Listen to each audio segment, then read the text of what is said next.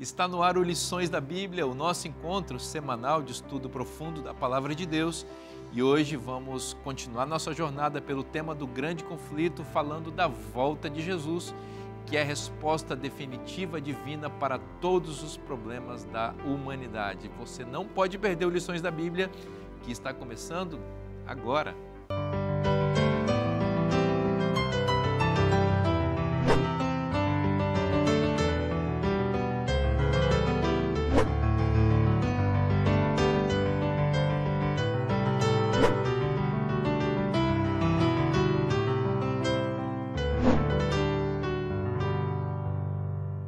Eu já estou aqui na boa companhia dos meus amigos que estão conosco nessa temporada para estudarmos o precioso tema do grande conflito. E você sabe que esse é um tema tão importante porque ele organiza toda a narrativa das Escrituras, dá direção para aquilo que é apresentado na Bíblia e explica coisas ou perguntas complexas que todos nós temos.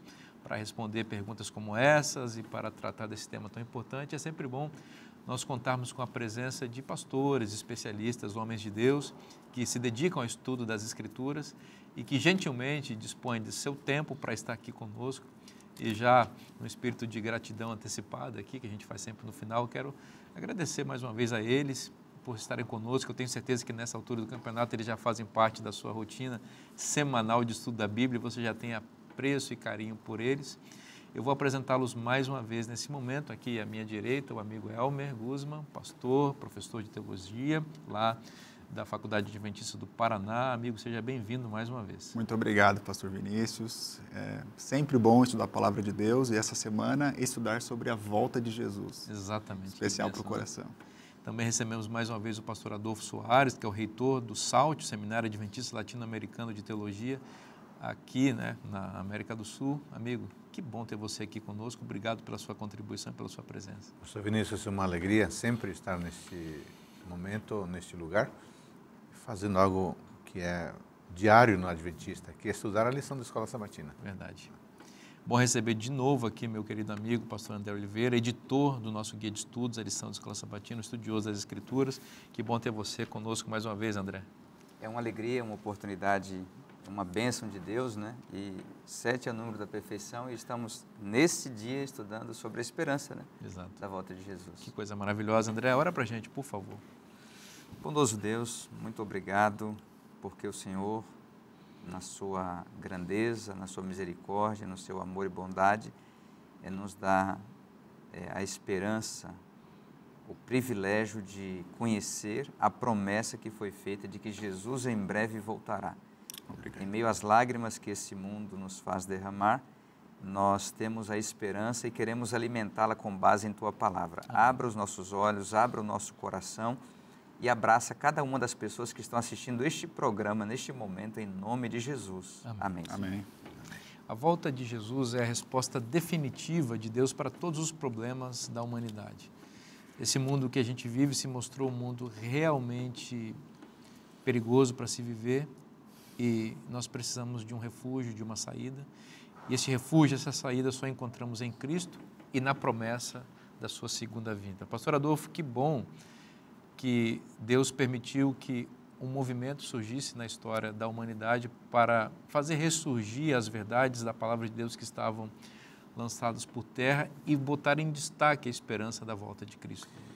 É verdade, os apóstolos e os cristãos da Igreja Apostólica consideravam o retorno de Cristo uma bendita esperança, como está em Tito 2,13, que em seguida vamos ler e explicar um pouco. E, na verdade, toda pessoa que ama a Deus tem essa esperança quando vai encontrar com Jesus Cristo face a face. Se nós olharmos na Bíblia, o dia de Jeová é aguardado com muita expectativa. Os profetas falam naquele dia, naqueles dias, o Daniel diz, nesse tempo, nos últimos dias. É uma maneira de apontar para o futuro, quando acontecerão mudanças em todos os níveis, inclusive no nível sociopolítico, mas acima de tudo no nível cósmico. A vinda de Jeová vai iniciar uma nova história. Isso, claro, traz muita esperança. É verdade. E aí, André? Aqui a gente encontra a promessa da volta de Jesus como sendo realmente um fator de motivação e de equilíbrio, né, para a Igreja de Deus. A gente sabe que depois da Reforma Protestante, depois do início dela, forte e impetuoso, ela acabou se enfraquecendo e naufragando, né? Mas muitas pessoas foram chamadas por Deus e despertadas para essa crença na segunda vinda de Jesus. E uma dessas pessoas a gente encontra Guilherme Miller, né? Um fazendeiro, né? Que era batista, lá nos Estados Unidos, e ele iniciou um grande movimento de reavivamento chamado Adventismo, né? Isso precede até a própria origem da Igreja Adventista do Sétimo Dia, e ele acreditou, estudando a Bíblia, que Jesus viria em breve, né? Ele fez vários estudos, e a gente com certeza vai entrar aqui em detalhes neste programa, mas ele descobriu que Jesus voltaria em breve e pesquisou sobre, enfim, essa promessa do ponto de vista profético, né? Exatamente. E é tão central, não é? A volta de Jesus é nota tônica das Escrituras. Um estudioso apontou que existem 1.845 referências sobre a volta de Jesus no Antigo Testamento e em torno de 300 referências apenas no Novo Testamento. Porque é algo central. Nós estudamos alguns dos reformadores e esses reformadores também aguardavam a volta de Jesus e, obviamente, eles aguardavam porque isso é um pensamento caro para os escritores da Bíblia. Quem sabe a gente pode ler um texto, Tito, capítulo 2, nós podemos ler aqui o verso 13. Começa o pensamento no capítulo 11, falando sobre... Vamos começar no verso 11, aliás, que tem uma expressão muito bonita. A partir do verso 11, Tito 2, a partir do verso 11, diz assim: porquanto a graça de Deus se manifestou salvadora a todos os homens, educando-nos para que, renegadas a impiedade e as paixões mundanas, vivamos no presente século sensata, justa e piedosamente, aguardando a bendita esperança e a manifestação da glória do nosso grande Deus e Salvador, Cristo Jesus. Eu paro a leitura aqui. Eu acredito que duas palavras, duas expressões importantes para que a gente possa sublinhar. A primeira é que quando Deus se manifesta, Ele se revela, essa manifestação é uma graça salvadora. Isso é poderoso para nós, essa manifestação de graça. A volta de Jesus, ela vai completar aquilo que começou, a graça inicial na nossa vida. A volta de Jesus, esse reino de glória, mas começa com um reino de graça. O momento é hoje que nós temos acesso. Eu acho que um ponto central também é que nós temos que aguardar a bendita esperança, a manifestação do nosso Senhor. Temos que aguardar. Esse aguardar não é algo pacífico, mas é uma perseverança, uma paciência. Precisamos fazer algo enquanto aguardamos também. Mas esse texto que você leu, ele é profundo e ele, de alguma maneira, ele apresenta uma ordem assim no processo da salvação, culminando com a glorificação que ocorrerá com a volta de Cristo, né? Ele fala, por exemplo, da graça de Deus que está aí exatamente manifestada na vida dos indivíduos com a justificação, né? Nós recebemos a graça de Cristo, ela perdoa os nossos pecados, ela nos salva, por isso ela se manifesta salvadora. E aqui também há um ponto, assim, entre parênteses, que é importante, que é dito que ela se manifesta salvadora a todos os homens. Então, isso já até trabalha aquele ponto, né, de que Deus deseja salvar a todos e que preparou a salvação para todos aqueles que creem, não só para um grupo específico predestinado para isso. Isso é um ponto interessante que esse texto ajuda a destacar. No verso 12, é dito que essa graça se conecta com a obra da santificação, porque diz que ela nos educa. Não é? É o processo pedagógico divino, pastor Adolfo, que vai nos refinando, nos educando, né? Para que, aí explica o que é essa educação. Renegadas a impiedade e as paixões mundanas, vivamos no presente século de modo sensato, justo e piedoso. Então, aí é bem a obra da santificação que se conecta com a graça salvadora da justificação pela fé, né? Mas tudo isso tem um propósito, né, que caminha para quê? Para a bendita esperança, a qual nós devemos aguardar. Ou seja, quando a gente está nesse processo gracioso de justificação e santificação, a gente se torna meio que diferente desse mundo. A gente entende que o mundo aqui não é nosso lugar. A gente percebe que o mundo vai numa contramão a essa graça manifestada de forma salvadora. E a gente aspira e deseja a bendita esperança, porque isso inaugurará um reino coerente entre aquilo que a gente está vivendo no Evangelho e com as leis que regem esse país para onde vamos, né? Então é interessante, o texto ele é profundo, né? E poderíamos ficar, quem sabe, horas meditando nele, mas tem mais textos aqui para a gente conversar. E há uma conexão assim que você já mencionou agora, já subentendeu aqui, realmente entre o futuro e o presente, né? Ou seja, o cristão ele olha para trás para a cruz, porque ali é onde ele encontra a base da salvação, mas o futuro também impacta o seu presente, ou seja, e Paulo fala muito sobre isso, né? Sobre a questão de que a esperança nos faz viver já de um jeito diferente, né? E segunda Pedro 3 também fala sobre isso, né? De que maneira devemos viver, se estamos aguardando, né? Se temos certeza disso, né? Exato. Falando de bendita esperança, eu fiquei impressionado com um pequeno livro de Calvino, chamado A Segunda Vinda de Cristo, onde ele menciona, porque a lição diz que os reformadores protestantes e os peregrinos almejavam pela volta de Jesus. E eu queria ler um pequeno parágrafo desse livro, de Calvino, A Segunda Vinda de Cristo. Diz assim: Nosso Senhor surgirá do céu. Esse é um dos principais artigos da nossa fé. Sua vinda é certa. Portanto, devemos esperar essa vinda enquanto esperamos nossa redenção e salvação. Não devemos duvidar disso, porque duvidar seria rejeitar tudo aquilo que nosso Senhor Jesus fez e sofreu. Porque ele veio a este mundo, porque se vestiu de carne humana, porque foi exposto à morte, porque foi levantado da morte e levado ao céu, a vinda de nosso Senhor selará e ratificará tudo o que ele fez e sofreu pela nossa salvação. Isso deveria ser suficiente para resistir todas as tentações deste mundo. Impressionante como eles cultivavam essa esperança, e nós adventistas temos essa esperança em nosso nome, né? Como denominação. Faz parte da identidade desse movimento que foi levantado, né? Que foi registrado, né? No nome da igreja, conforme foi mencionado. Adventistas significam aqueles que aguardam o advento de Jesus. E do sétimo dia representam o dia de guarda, que está no centro da lei de Deus, que foi restaurada, e o que se conecta com o texto de Tito que você mencionou. Não adianta só esperar a volta de Jesus, filosoficamente ou idealmente, sem um preparo para isso. E o preparo para esse evento, de fato, se dá por meio da obra da santificação, na qual Deus escreve a sua eterna e imutável lei no nosso coração, nos preparando para sermos cidadãos do céu, tempo que vai ser inaugurado com a volta de Cristo, né?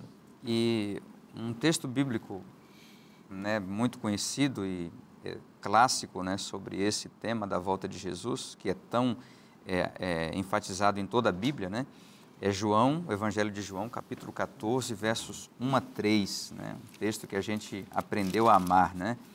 A palavra de Deus diz assim: que o coração de vocês não fique angustiado, vocês creem em Deus, creiam também em mim. Na casa de meu pai há muitas moradas. Se não fosse assim, eu já lhes teria dito, pois vou preparar um lugar para vocês. E quando eu for preparar um lugar, voltarei e receberei para mim mesmo. E os receberei para mim mesmo, para que onde eu estou, vocês estejam também. Nós sabemos que os discípulos estavam num clima de muita angústia, né? Pelas palavras que o próprio Cristo dizia para eles antes da cruz, enfim, sobre uma separação, sobre o sofrimento de Jesus, e eles começaram, mesmo que demorassem para entender, né, o sentido da missão do Messias, do seu ministério e da sua morte sacrificial, porque eles, ao longo de todos os 3 anos em que andaram com Jesus, eles mantiveram aquela noção errada sobre a missão do Messias, né? Olhando mais para o aspecto da glória que será cumprido na segunda vinda. E eles não se prepararam exatamente para esse momento ali, né? E os evangelhos falam muito sobre essa dificuldade dos discípulos de entenderem, né, o que significava a cruz e o sacrifício de Jesus. Então, diante das notícias, da separação e até das palavras de Cristo na ceia, lá em João 13, de que um deles iria traí-lo, Pedro ouviu que ele mesmo negaria Jesus. Então, diante disso, Jesus procurou já antecipar um conforto que seria ampliado depois, é claro, após a ressurreição, né? mas ele procurou mostrar aqui que havia uma grande esperança. Ele iria realmente, ele morreria na cruz e voltaria para o Pai, mas ele os deixaria não desesperados, abandonados, órfãos, né? Eles ficariam aqui na terra cumprindo uma missão, mas com uma grande esperança, com uma grande certeza na volta de Jesus. E ele fala então dessa casa do Pai, né? Ou seja, na casa de meu Pai há muitas moradas. E a palavra grega monai, né? Que é usada depois no verso 23 de João 14, em que o próprio Jesus disse que ele viria para morar no coração do seu povo, ou seja, mostrando que enquanto, voltando a essa questão da preparação, né? Enquanto ele preparava um lugar para o seu povo, ele preparava aqui na terra o seu povo para esse lugar, né? E antes de levá-los para aquela morada celestial, ele faria do coração deles a morada, né? Essa é a grande esperança que ele coloca aqui para nós. Coisa maravilhosa, André. Fiquei pensando, ao estudar a lição de domingo, por que e como o texto de Tito lido menciona, por que a segunda vinda de Cristo gera esperança? Eu fiquei pensando que isso está conectado com o que acontecerá como resultado da vinda de Cristo. O que acontecerá como resultado? O que Jesus fará na sua vinda? Ele vai reunir os escolhidos. Pensou todo mundo, todos os fiéis reunidos num só lugar? Ele vai ressuscitar os mortos. Que espetáculo! Nós que perdemos seres queridos, que espetáculo e que alegria reencontrar nossos amados. Jesus virá para receber e transformar os santos, não seremos mais os mesmos. Além disso, ele virá para destruir os poderes do mal, aquilo que tanto incomoda os fiéis. Jesus virá para vindicar a Deus, Jesus virá para restaurar a terra. E o que mais me chama a atenção é que ele virá para restabelecer a comunhão com o Pai. É claro que tudo isso produz esperança, é claro que um dia é especial, porque essas mudanças todas darão um novo sentido a toda a nossa vida.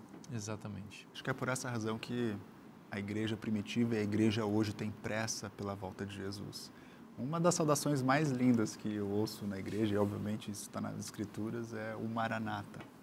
O Senhor logo vem, essa é a esperança. A gente quer isso porque tem muito sofrimento, tem muita dor, tem saudades, que é uma coisa abstrata, mas mexe com a gente, né? Pensar na ressurreição, encontrar um meu avô querido que faleceu, encontrar algum ente querido, um esposo encontrando uma esposa, sem dúvida, será um momento muito especial, aguardado. A volta de Jesus é realmente a resposta definitiva para todas as nossas angústias, né?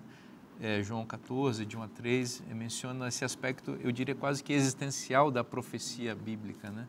Não fique com o coração angustiado. Você quer ter um ansiolítico divino? Veja o GPS de Deus na história. As profecias estão se cumprindo, os sinais estão revelando isso, e eles apontam não para o caos completo e a destruição definitiva do mundo, mas para a esperança definitiva do mundo com a volta de Jesus. É claro que haverá destruição para haver reconstrução, mas como ocorreu no dilúvio, Deus tem um povo remanescente para com esse povo manter viva a história da humanidade, agora plenamente restaurada. Vamos continuar conversando sobre isso no próximo bloco. Não saia daí, o nosso programa volta já já.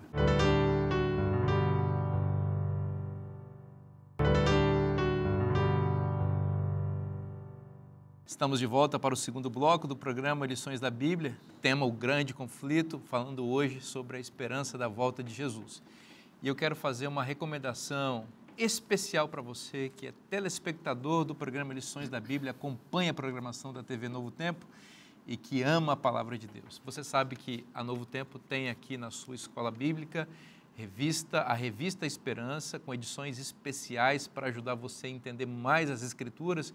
E nós estamos aqui no período de lançamento de uma nova edição da revista Esperança, agora com o título Eu Creio, na qual são abordadas doutrinas bíblicas muito especiais. Esse material foi escrito pelo querido pastor Leidivan, e você vai entender aqui ao longo dos capítulos dessa revista muitos ensinos bíblicos que vão ajudar você a tomar decisões ao lado da verdade. Pastor Vinícius, gostei da revista, quero ter essa revista, como faço para receber em minha casa sem custo nenhum? É só você mandar uma mensagem para o WhatsApp que está aparecendo aí na sua tela, 12-98244-4449, você preenche um rápido cadastro e nós vamos enviar sem custo nenhum essa revista que certamente vai abençoar você e a sua família. Vamos continuar estudando a palavra de Deus com você, tema O Grande Conflito, falando aqui sobre a volta de Jesus.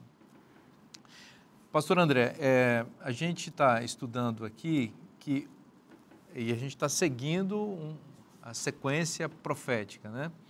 E nós vimos na lição anterior que houve um ataque à Bíblia, houve também um ataque que beneficiou o povo de Deus, que foi a ferida mortal que uma das cabeças da besta do mar sofreu, ou seja, aquela religião que reprimia que a verdade plena aparecesse, ela foi freada, e com isso surgiu um período, a gente viu na lição anterior, um período de liberdade em que floresceu reavivamentos por todo o mundo e naturalmente isso permitiu que florescesse a verdade bíblica com o povo remanescente. Porém, muitas pessoas voltaram sua atenção para a volta de Jesus, mas havia interpretações diferentes a respeito em que momento se enquadraria a volta de Cristo, antes ou depois do milênio, por exemplo. É uma discussão que está presente nesse período, né? Exatamente. Esse assunto do milênio está lá no Apocalipse capítulo 20. Né? Exato. A gente encontra lá no Apocalipse a promessa e a profecia sobre a volta de Jesus em vários momentos do Apocalipse, mas no capítulo 20 a gente tem esse período do milênio, né? Especificamente é só nesse capítulo que é tratado dos 1000 anos, né?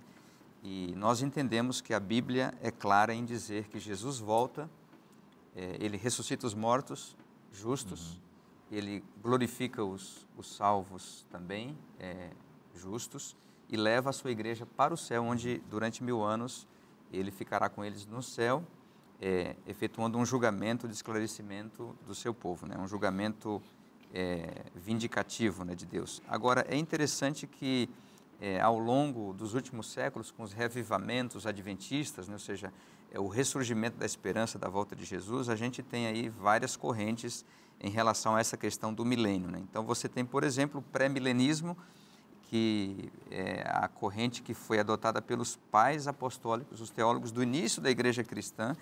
Eles adotaram esse pré-milenismo, ou seja, a crença de que Cristo retornaria à Terra e aí viria o milênio, né? Então, Cristo volta antes do milênio. Exatamente. Aí vem depois os 1000 anos. Os adventistas creem dessa forma.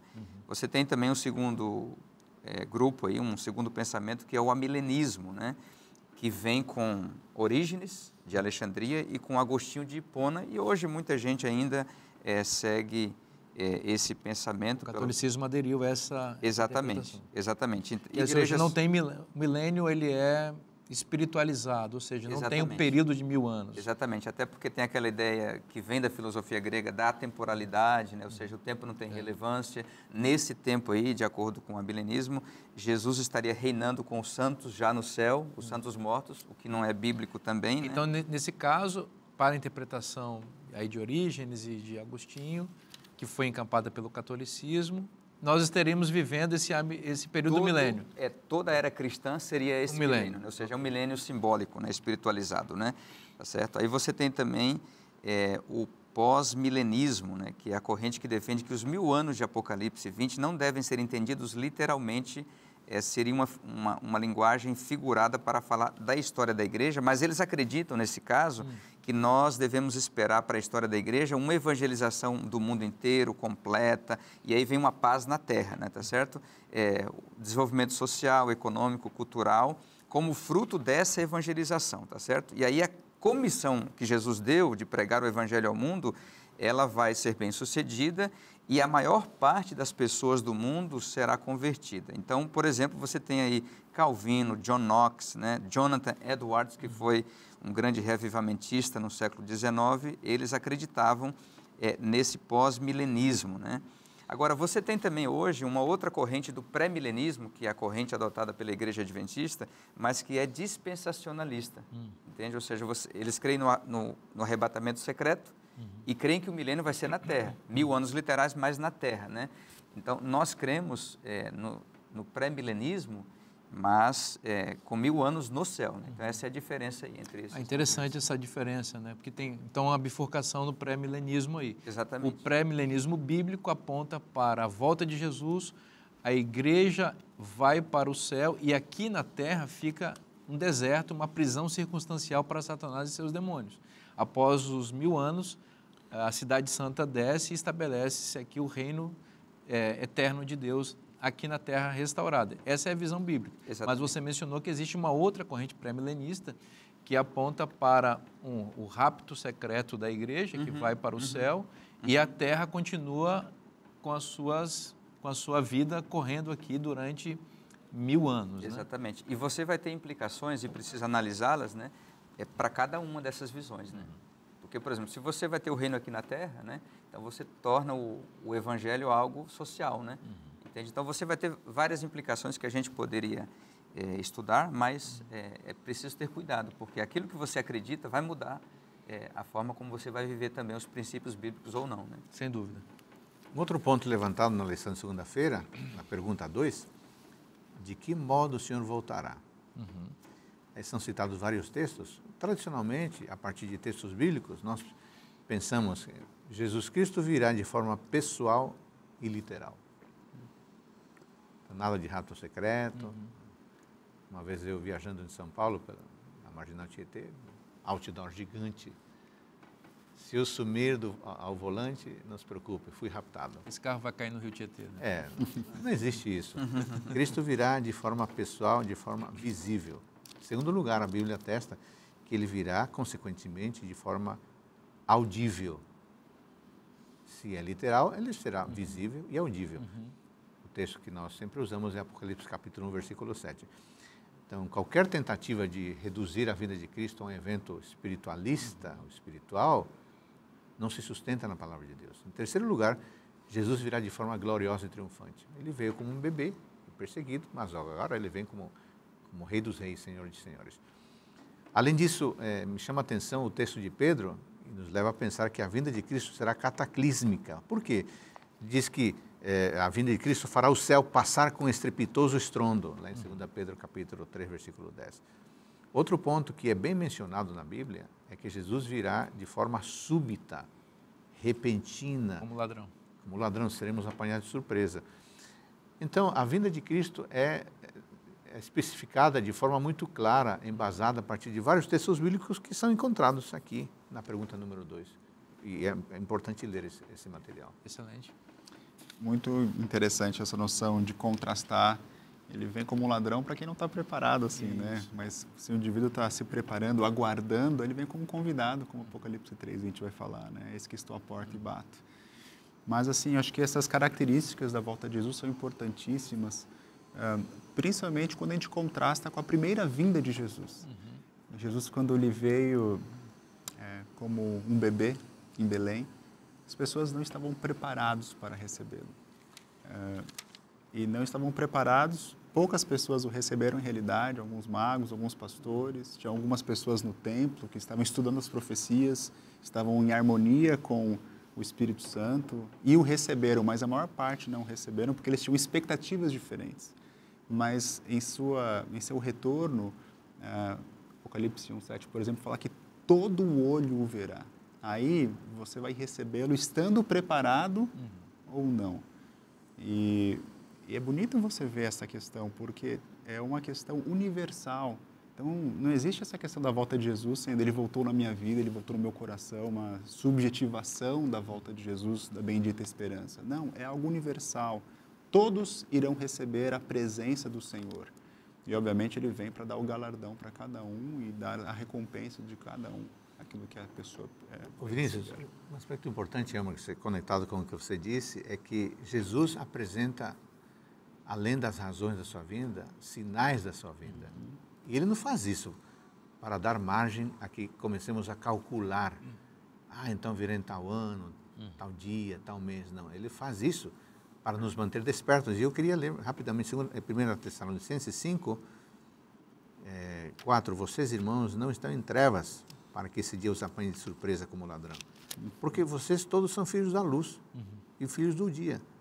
E o 6 diz assim: assim, pois, não durmamos como os demais. Pelo contrário, vigiemos e sejamos sóbrios. Ele anuncia as razões da sua vinda, os sinais da sua vinda, para que estejamos alertas, para que ninguém seja apanhado de surpresa. Foi o que você falou no início da sua fala aí, né? ladrão será para os que não se prepararam, né? Aqui claramente apresenta isso, né? Que os cristãos podem estar atentos aos sinais, né, da volta de Cristo. Um líder de jovens adventista, no século XIX, ele havia perdido um irmão que havia morrido, e mais uma irmã gêmea também, e depois um terceiro irmão dele foi assassinado. Mas ele foi criado num lar em que a esperança da volta de Jesus era proclamada. E ele foi transformado e se tornou um grande líder da igreja adventista, Luther Wills Warren. E foi ele que disse uma frase que é muito marcante. Ele disse assim: a única maneira de estar pronto para a segunda vinda de Cristo é se preparar e permanecer pronto, né, o tempo inteiro, né? Nessa vigilância, né? A gente precisa ter isso em mente, porque para aquele que não está preparado vai ser uma surpresa, ele vai ser apanhado de surpresa. Então a gente precisa, para não passar por isso, ficar na expectativa, né? Ou seja, se você não é surpreendido, porque se você espera que Cristo volte logo, se vive com um senso de urgência, na iminência quanto a esse evento, você nunca vai ser surpreendido, né? Tá certo? Então a gente precisa viver prontos para esse momento aí, né? Muito bem. A Reforma Protestante, ela startou um processo poderoso de retorno às Escrituras Sagradas, mas a obra dos reformadores, ela não foi completa, naturalmente, porque eles iniciaram um processo e era preciso que esse processo continuasse, para que verdades bíblicas, de fato, que haviam sido realmente pisoteadas ao longo da história, pudessem ser restauradas. E para isso, pastor Adolfo, Deus usou um homem muito importante no século XIX chamado Guilherme Miller, que foi um estudioso das Escrituras e que ajudou a restaurar pontos importantes da verdade, né? É verdade. A lição diz que Guilherme Miller foi instrumento de Deus ao redescobrir a verdade sobre como será a volta de Cristo. E o que eu fico impressionado é o modo como ele estudou a Bíblia. Sem recursos, sem grandes recursos. Uma concordância, uma Bíblia e muita concentração no texto bíblico. Ele mesmo depois publicou os princípios que o ajudaram a compreender a Bíblia. Tem alguns artigos que mencionam 14 princípios, outros 19, tem um que eu encontrei com 21, mas enfim, eu queria mencionar aqui, para o amigo que nos acompanha, algumas regras muito interessantes. Por exemplo, a primeira, ele dizia: toda escritura é necessária e pode ser compreendida por meio de aplicação e estudo diligente. Ele nunca passava para o próximo texto sem haver compreendido o anterior.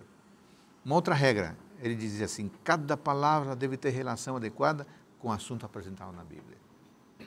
Outra regra, a Escritura deve ser o seu próprio expositor.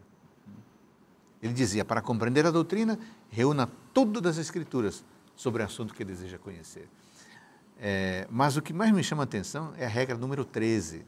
Ele diz assim: a regra mais importante de todas é que você deve ter fé. Ele continua: deve ser uma fé que exige um sacrifício e, se for tentada, abriria mão do objeto mais querido da terra, o mundo e todos os seus desejos, caráter, vida, ocupação, para compreender e seguir aquilo que descobriu. Ora, foi isso que ele fez na sua vida. Quando ele compreendeu a verdade, ele que não era um grande pregador, ou que não era alguém acostumado a pregar, ele disse: bom, se Deus me provar que eu devo ir, eu vou. E esse homem, sem um estudo formal da teologia, mas com o suficiente, uma Bíblia na mão, iniciou um processo extraordinário. Mas tudo começa com alguém que se assenta, abre o texto e ouve a voz de Deus. Exatamente. Agora, é interessante que você tem esse conceito aí de que a Bíblia ela é compreensível, né? E é interessante porque lá no Apocalipse, capítulo 1, versos 1 a 3, ali está escrito: revelação de Jesus Cristo, a qual Deus lhe deu, para mostrar aos seus servos as coisas que em breve devem acontecer, e que ele, enviando o seu anjo, deu a conhecer ao seu servo João, que atestou a palavra de Deus e o testemunho de Jesus Cristo, quanto a tudo o que viu. Bem-aventurado aquele que lê e bem-aventurado aqueles que ouvem as palavras da profecia e guardam as coisas nela escritas, pois o tempo está próximo. Se o Apocalipse ele é compreensível, porque aqui está dizendo para você guardar as coisas que estão escritas nela, né? Subentende que você pode compreender, porque você não vai guardar se você não entendeu ou se não é possível entender, né? Então, se um livro que aparentemente para muita gente é complicado de entender, o Apocalipse, aqui Deus nos chama a ler, né, a ouvir e a guardar, porque você vai compreender. Então, toda a Bíblia está aberta, né? Ou seja, os símbolos proféticos, como o próprio Miller entendeu, eles não estão fechados misteriosamente, né? Deus deu porque é uma revelação, né? E o nome revelação, a palavra revelação, né, já indica isso, né? Exatamente. Acho que são boas lições que a gente aprende a como estudar a Bíblia. Isaías, capítulo 28, verso 10, diz assim: porque é preceito sobre preceito, preceito e mais preceito, regra sobre regra, regra e mais regra, um pouco aqui, um pouco ali. Nós precisamos estudar a Bíblia sempre entendendo que a Bíblia ela se expõe. Então, quando nós chegamos num lugar obscuro, que a gente procure nas próprias Escrituras a resposta dessa resposta, dessa clarificação. É verdade que as coisas encobertas pertencem ao Senhor, mas aquelas que foram reveladas pertencem a nós e aos nossos filhos. Exatamente. Que bom poder estudar a Bíblia tendo um método seguro, né, de interpretação da Bíblia, usando a própria Bíblia. Só as Escrituras podem ser intérprete delas mesmas, então nós podemos abrir a Bíblia, com o auxílio do Espírito Santo, com muita oração, nós vamos entender aquilo que Deus tem revelado a todos nós. A gente vai fazer um intervalo bem rapidinho agora para você curtir a bênção das mensagens lindas que aparecem no intervalo do Novo Tempo, mas não se esqueça que o Lições da Bíblia volta já já.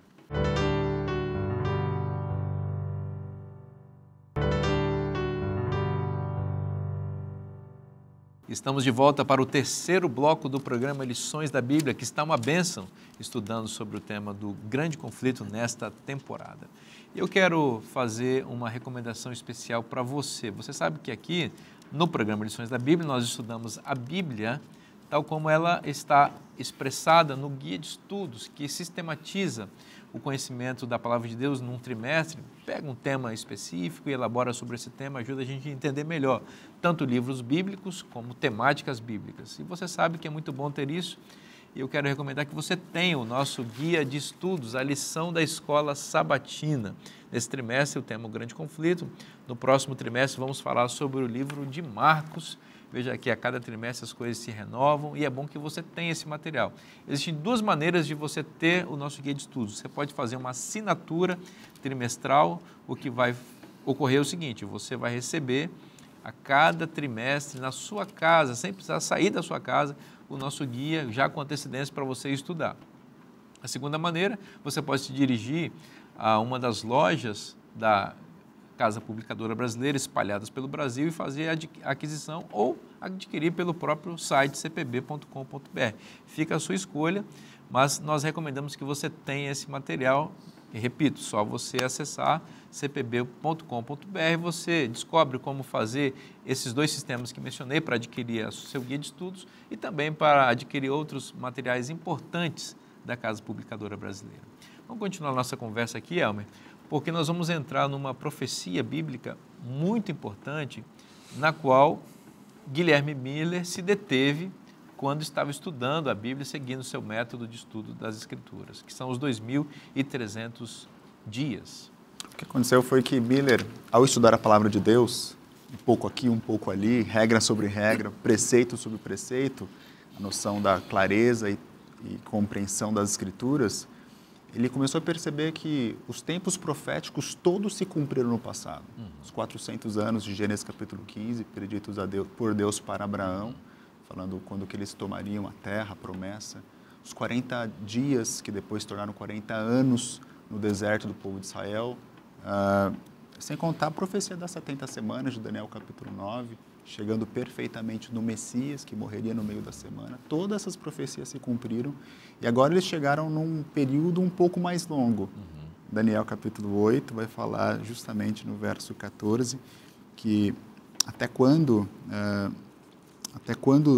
verso 13 no final, até quando durará a visão do sacrifício diário e da transgressão assoladora, visão na qual é entregue o santuário e o exército, a fim de serem pisados? E o verso 14 diz: E ele me disse, até 2.300 tardes e manhãs, e o santuário será purificado. Agora, Miller, ele levanta essa questão. O que são essas 2.300 tardes e manhãs? Que período é esse? Utilizando o princípio de ano, obviamente, esse vai ser o período profético mais longo. Para que nós possamos ter a noção o que significa isso, nós precisamos primeiro entender essa pergunta e essa expectativa de purificação do santuário, ela está em resposta ao quê? Quando nós lemos os dois capítulos, o capítulo 8 e o capítulo 7 de Daniel, o que nós estamos vendo é que esta purificação do santuário está em resposta justamente à atuação desse chifre pequeno, que em Daniel capítulo 7, 25, vai descrever como oprimindo, magoando os santos do Altíssimo por um tempo, tempos e metade de um tempo. Nós já conectamos com a ideia que esse período de 1.260 anos vai de 538 a 1.798.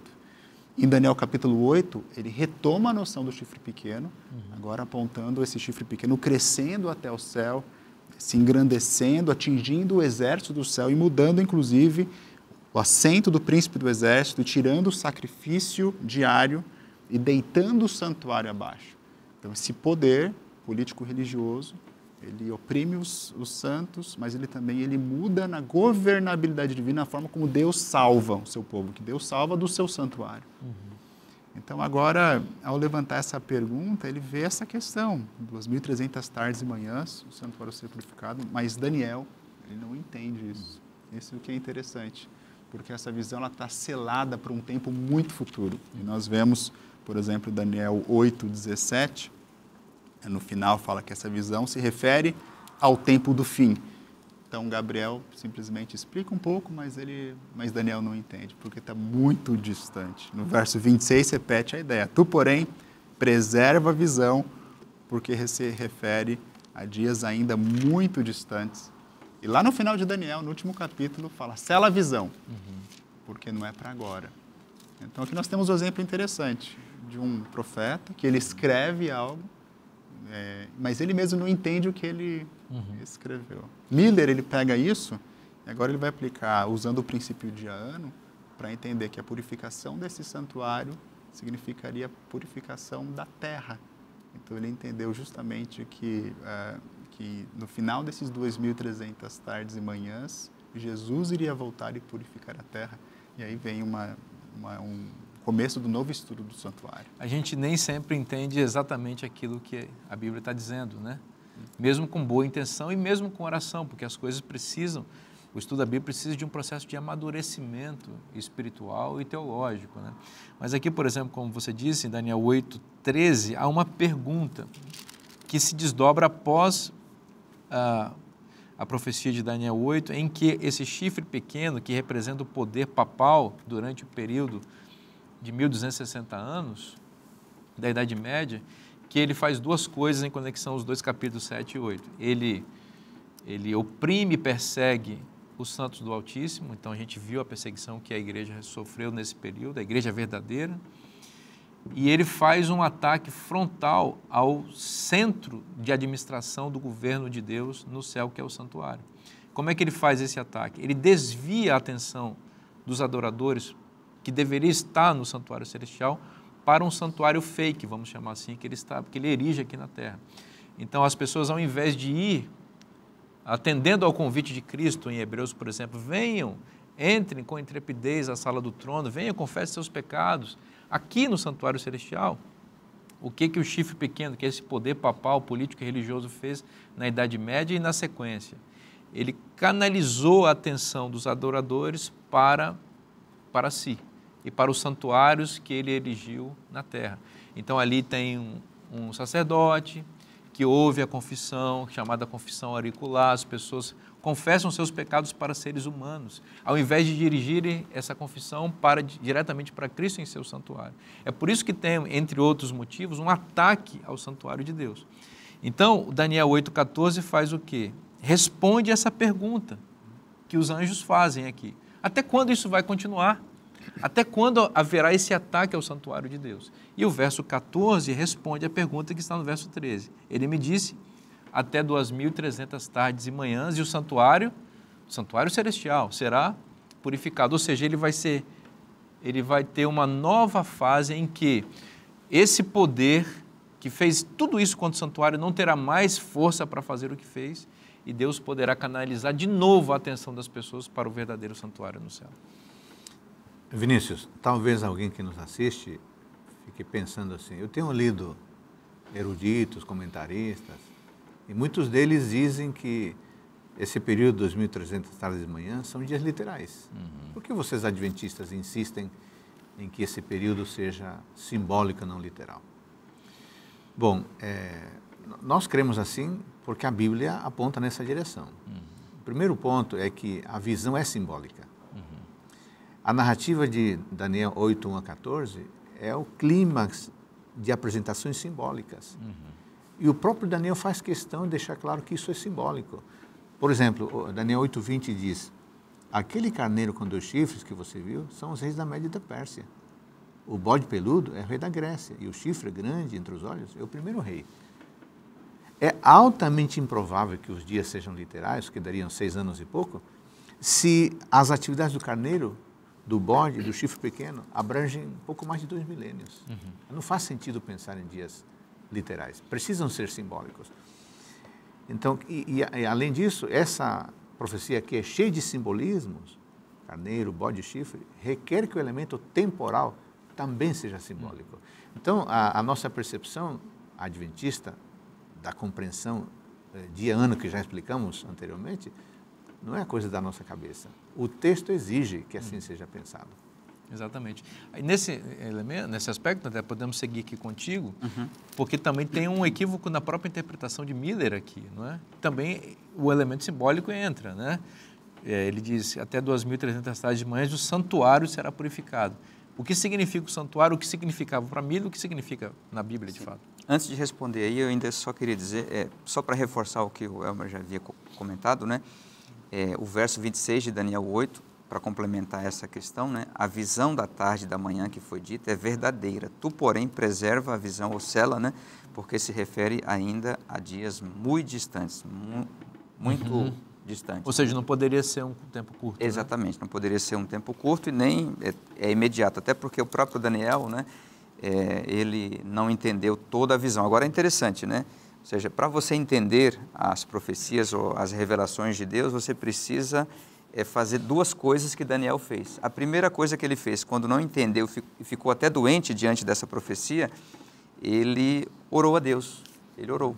Mas no capítulo 9 fala que ele também estudava as profecias de Jeremias e tudo mais. Então a gente precisa estudar com oração as profecias e Deus vai revelar. Só que tem algumas profecias ou partes das profecias que Deus vai revelando aos poucos ou no tempo certo. No caso, Daniel não conseguiu entender toda a profecia, né? Toda a profecia que foi revelada somente no tempo do fim, né? No tempo de Guilherme Miller, século XIX em diante, é que essa profecia foi realmente aberta.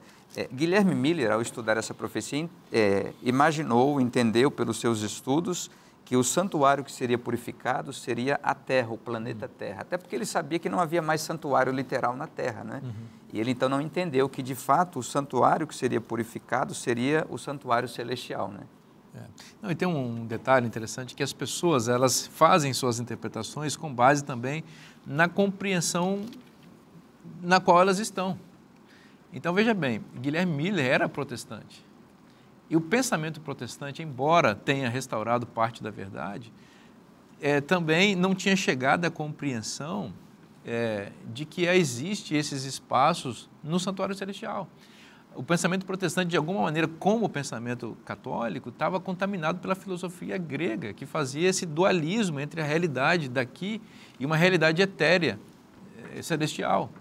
Então, nessa compreensão grega aí, não existem espaços físicos no céu em interação com a Terra, nem tempo em espaço que interage com a Terra. Então, Miller, veja bem, ele está labutando para entender o texto bíblico, mas ele emerge de uma compreensão e de uma herança filosófica ainda, da qual, digamos assim, o movimento adventista que vem na sequência precisou se depurar. E a Bíblia claramente afirma a existência de um santuário no céu. Por que Miller, quando lê esse texto, não pressupõe a existência de um santuário no céu? Porque existe uma pressuposição na visão de mundo dele de que não há essa realidade no céu. Então ele diz, não tem santuário no céu, então esse santuário precisa ser outra coisa. Para ele, então, é a terra. Então, aí se dá o equívoco dele. Agora, por outro lado, apesar desse problema aí que você bem colocou, o fato de Miller ter tido contato com a palavra de maneira cognitiva, de maneira lógica e inteligente, fez com que, pelo menos, o período de tempo ele entendesse que era um período de 2.300 anos, né? Ou seja, algo calculável matematicamente e tudo. Então, ou seja, pelo contato com a palavra, pelo menos um pouco dessa... Foi essencial, né? Influência. E aí ele entendeu que o tempo era 2.300 anos, né? Representados pelos 2.300 dias. E aí, então, ele vai precisar entender quando começa, né? Aí ele vai estudar a profecia das 70 semanas, né? De Daniel 9, que está na sequência. Ele entende o período inicial, né? No ano 457 a.C., com o decreto do rei Artaxerxes para a reconstrução de Jerusalém. Essa profecia está conectada. E ele vai fazer essa contagem das 70 semanas, os 490 anos, e ele vai perceber que essa profecia das 70 semanas está cortada desse período maior de 2.300 anos. Como diz Daniel 9:24, né? Exatamente. Cujo final, nessa contagem, é 1844, a partir de 457 a.C. A gente precisava ter mais tempo para explicar isso para vocês, mas eu convido você a se aprofundar nesse estudo. Procure a palavra de Deus que você vai descobrir. Essas verdades estão na Bíblia, e se estão na Bíblia, são boas para você. Te espero na próxima semana. Que Deus te abençoe muito. Um forte abraço. Até semana que vem.